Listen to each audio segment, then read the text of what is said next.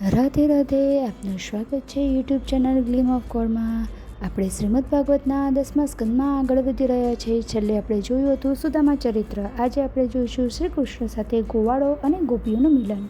શ્રી સુખદેવજી બોલ્યા, એકવાર જ્યારે શ્રી કૃષ્ણ અને બલરામજી દ્વારિકામાં હતા ત્યારે પ્રલયકાળ જેવું સૂર્યગ્રહણ થયું. આથી શ્રી કૃષ્ણ, બલરામજી, અક્રૂર, વાસુદેવ વગેરે યાદવો કલ્યાણના ઉદ્દેશથી કુરુક્ષેત્રમાં ગયા. માત્ર અનિરુદ્ધ અને કૃતવર્મા જ દ્વારિકાની રક્ષા માટે ત્યાં રહ્યા. યાદવોએ તીર્થોમાં સ્નાન કરી, ઉપવાસ કરી, સુવર્ણની માળાઓથી સુશોભિત ગાયો બ્રાહ્મણોને દાનમાં આપી અને ત્યાંના વૃક્ષો નીચે પડાવ નાખ્યો. શ્રી કૃષ્ણ અને બલરામજી કુરુક્ષેત્રમાં આવ્યા છે તે જાણી નંદ વગેરે ગોવાળો ગોપીઓ પણ કૃષ્ણના દર્શન માટે ત્યાં આવ્યા હતા. બધા એકબીજાને મળી ક્ષેમ કુશળ પૂછવા લાગ્યા, એકબીજાને ભેટવા લાગ્યા. સૌની આંખો પીચાતી હતી. તે વખતે શ્રી કૃષ્ણને મળ્યા બાદ કુંતાજી બોલ્યા, ભાઈ, હું કેવી અભાગણી છું કે મારી એક પણ ઈચ્છા પૂર્ણ થઈ નહીં. અમે કેટલી વિપત્તિ વેઠીએ છીએ, છતાં તમે અમારી ખબર લીધી નહીં. વસુદેવજી બોલ્યા, બહેન, બધી ઈશ્વરની ઈચ્છા છે. અમે કંસના ભયથી આમ તેમ નાસી ગયા હતા. આજે ઈશ્વરે આપણને ફરીથી મેળવી આપ્યા છે. એ પછી નંદ બાબા શ્રી કૃષ્ણને એમના પડાવ પર મળ્યા. કૃષ્ણ અને બલરામને એમણે ગળે લગાવ્યા.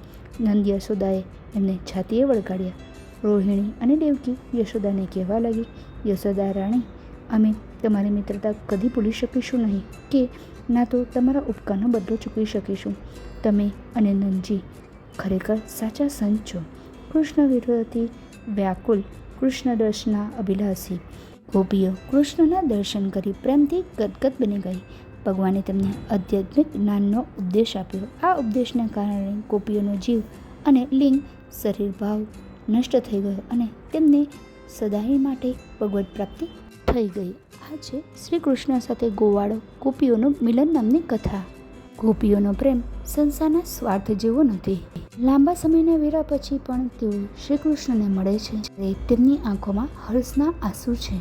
તે આપણને શીખવે છે કે ભગવાન પ્રત્યેનો પ્રેમ તમામ ભૌતિક સુખ સુવિધાઓથી પર છે. કથામાં ઉલ્લેખ છે કે ગોપીઓ અને નંદબાબાએ અનેક મુશ્કેલીઓ વેઠી હતી, તેમ છતાં તેઓ શ્રી કૃષ્ણને ભૂલ્યા નહોતા. વસુદેવજી કહે છે તેમ બધી ઈશ્વરની ઈચ્છાઓ પર નિર્ભર છે. આમ જ્યારે જીવનમાં મુશ્કેલીઓ આવે ત્યારે હિંમત હારવાને બદલે ઈશ્વર ઉપર શ્રદ્ધા રાખવી જોઈએ. જ્યારે વસુદેવજી નંદબાબાને મળે છે ત્યારે તેઓ એકબીજા પ્રત્યે આદર અને કૃતજ્ઞતા વ્યક્ત કરે છે. વસુદેવજી નંદ બાબાના ઉપકારો યાદ કરે છે, જે આપણને શીખવે છે કે જીવનમાં ગમે તેટલા મોટા માણસો બની જઈએ, પરંતુ મુશ્કેલીના સમયમાં મદદરૂપ થનાર મિત્રો, સ્નેહીજનોને ક્યારેય ભૂલવા નહીં જોઈએ. કથાના અંતમાં કહ્યું છે કે લિંગ શરીર ભાવ નષ્ટ થઈ ગયો. એનો અર્થ એ છે કે જ્યારે સાચું આધ્યાત્મિક જ્ઞાન મળે ત્યારે માણસ શરીર અને અહંકારથી મુક્ત થઈ જાય છે અને તેને સાક્ષાત ભગવત પ્રાપ્તિ થાય છે. ભૂતકાળના દુઃખોને ભૂલીને વર્તમાનમાં પરમાત્માનો આનંદ લેવો જોઈએ, એ પણ આપણને આ કથામાંથી શીખવા મળે છે. ટૂંકમાં આ કથાનો સાર છે કે જો ભક્તિમાં તીવ્ર ઝડપ હોય તો ભગવાન સામે ચાલીને તમારી પાસે આવે છે અને તમામ દુઃખોનો અંત લાવે છે. આ છે આપણી સંપૂર્ણ કથાનો સાર. જો આપને આ વિડીયો પસંદ આવ્યો હોય તો વિડીયોને લાઇક કરજો, શેર કરજો અને મારી ચેનલને સબસ્ક્રાઈબ કરવાનું ભૂલતા નહીં. ત્યાં સુધી આપ સૌને મારા જય શ્રી કૃષ્ણ.